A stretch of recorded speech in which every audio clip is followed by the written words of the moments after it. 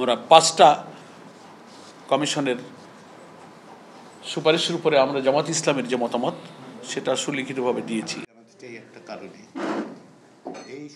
সরকার আমাদের রাষ্ট্রের বিভিন্ন অর্গান এবং একটা নির্বাচনকে সুন্দর, সুষ্ঠু এবং সুসংহতভাবে গ্রহণযোগ্যভাবে কী করে করা যায় সেজন্যই অন্তর্বর্তীকালীন সরকার দেশের সকল রাজনৈতিক দল এবং স্টেক হোল্ডারদের কাছে কিন্তু তারা বিভিন্ন বিষয়ে সুপারিশমালা চেয়েছিলেন সংস্কারের জন্য।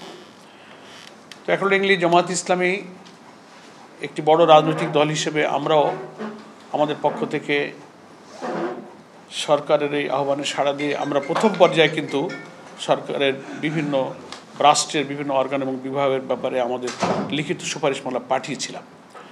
এরপরে যখন রাজনৈতিক দলসমূহ এবং স্টেক হোল্ডারদের কাছ থেকে ওনারা মতামত পেলেন, সেই মতামতগুলোকে ওনারা কনসলিডেট করে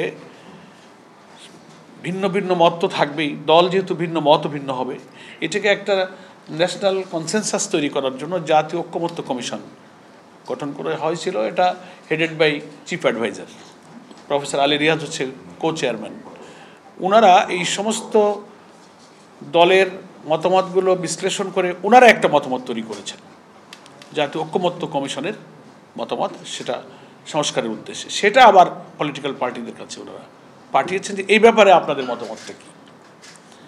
ফলে আমরা কিন্তু সেকেন্ড টাইম এই ওপিনিয়নটা দিলাম কমিশনের কাছ থেকে পাওয়ার পরে। তো আজকে ওনারা 5 তারিখে চিঠি ইস্যু করেছিলেন আমাদেরকে। 6টা রিফর্ম কমিশনের রিপোর্ট ওনারা পাওয়ার পরে সবগুলোই আমাদেরকে দিয়েছিলেন। একটা বাদে 5টা কমিশনের সুপারিশের উপরে ওনারা আমাদের মতামতটা খুব আগেই চেয়েছিলেন।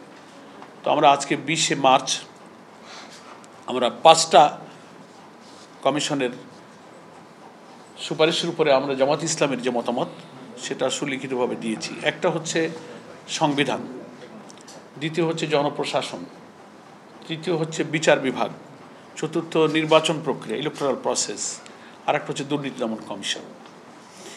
এই 5টার উপরে আমরা আমাদের দলের অর্থাৎ জামাত ইসলামের সুচিন্তিত মতামত আমরা দেওয়ার চেষ্টা করেছি।